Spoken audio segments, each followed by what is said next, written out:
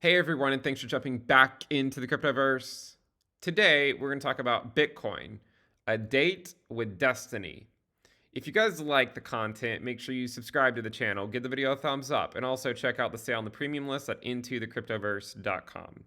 Now, we're going to discuss a potential date that Bitcoin has coming up with our beloved Destiny 200-week simple moving average. Bitcoin has a habit of going back to this moving average every so often, whether we like it to or not. Okay. And if you think it's impossible, I would encourage you to open your mind a little bit on that, because things can quickly become possible even if you don't imagine that it could be. I guarantee you, when Bitcoin was trading over here at $20,000, there weren't a lot of people thinking it was going to go back to 3K, right? And to be completely honest, I did take profits over here in 2017, but I did start accumulating over here at 6K. And, because there was always a chance it was the bottom. But it wasn't, and we dropped another 50% down to the 200-week moving average. So I want people to consider it as a possibility, not as a certainty. And if it's a possibility, you owe it to yourself to plan for that scenario, whether it happens or not.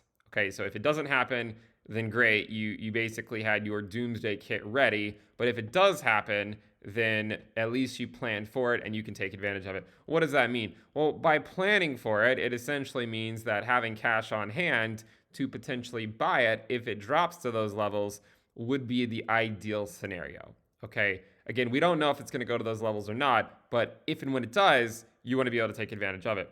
Now, if you're curious where the 200-week moving average is, it's currently, it actually just passed $20,000. So you can see now that it's at 20K. So the 200-week moving average has now recently passed the prior all-time high from 2017.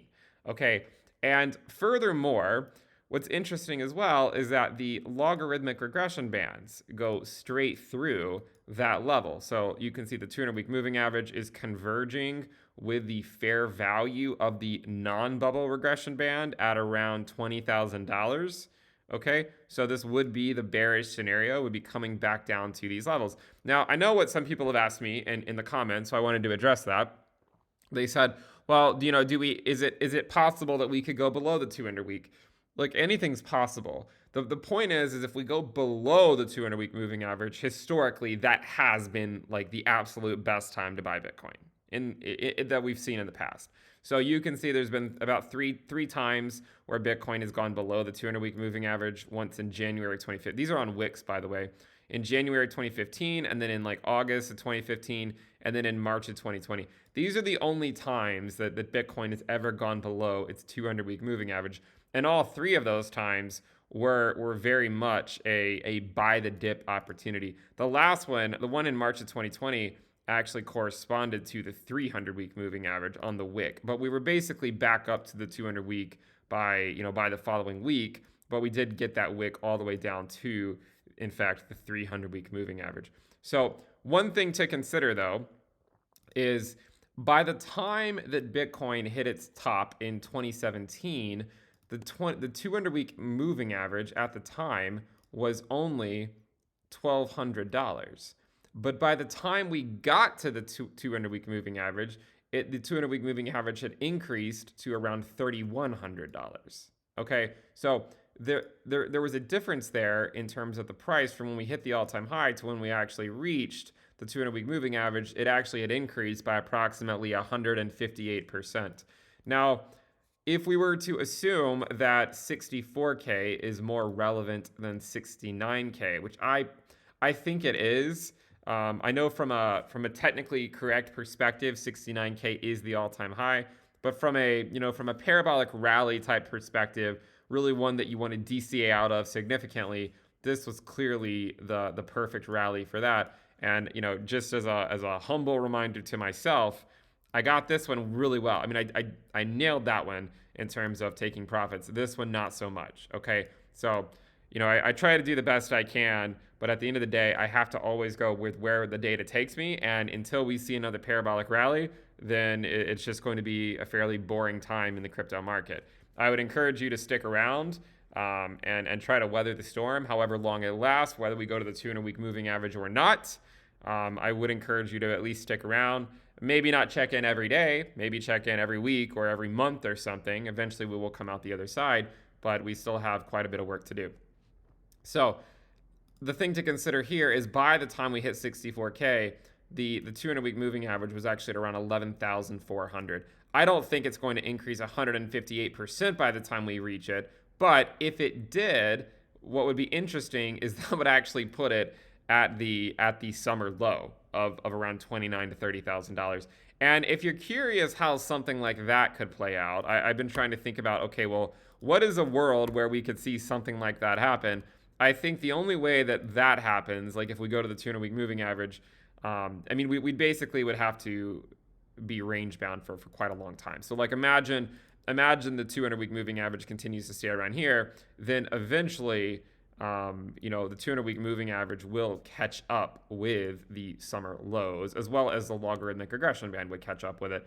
And you can see more or less that they would catch up to each other by May of 2023 if it takes that long. Which honestly, if we're going to go to the 200-week moving average, I think it would actually occur a lot sooner than May of 2023. I think it's more likely to occur, in the next few months rather than really, really far out. Like I would say if we're going to go there, it seems more likely that we would go there sooner rather than later, rather than doing something like this where we just kind of go sideways forever. Though both scenarios are possibilities, and you should not act deterministically about anything, okay, except that Bitcoin should trend up with time. So the only question I think at this point for me is, do we have a date with Destiny? Bitcoin has had several dates with Destiny before, a couple in 2015, a couple in 2019, really, because we bounced off of it a couple times there. Like we bounced off of it right here, and then we also bounced off of it right there, and then also in March of 2020. So far, it looks like Bitcoin has had 5 dates with Destiny, and now the only question is will we have a 6th one? And, at this point look, guys, we have to pivot to the market if the market is saying that something is different.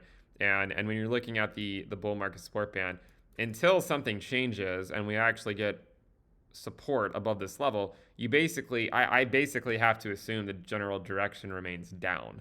I would prefer to bring you a different narrative, and to be saying, all right, guys, we're holding it as support, but that's simply not the case. And if it's not the case, I would prefer to communicate that to you and the implications of what that would mean. So please try to be careful out there with this market. It is a brutal market right now. And you can see that the 20-week SMA is in fact in a fairly brutal downtrend right here, as well as the 21-week EMA. And my guess is that if this continues, like if we were to envision some type of a path that we could take here, if Bitcoin does come down and put in a lower low, let's say at like around 30K or 29K or something by the middle of March, and then we bounce back up to the bull market support band, then we'll test it again. Potentially we'll test it at around the current valuations. Maybe we'll test the bull market support band around 40K if in fact we put in a lower low. And then the only question is are we going to have to put in another lower low and potentially come down here to the bull market support band, or will we form like a double bottom here at the summer low area, and then sort of bounce off of this level and then come back up this way.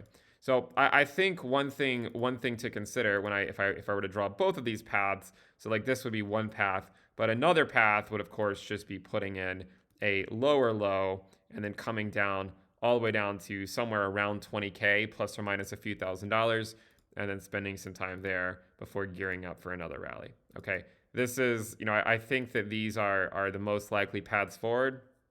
It's hard for me to envision a scenario where Bitcoin is back at new all-time highs, in March or April or May or June. While I will contend it's always a possibility, and we'll put on our rally hats if it happens, I think it makes more sense to lean bearish given the circumstances that are unfolding on the charts.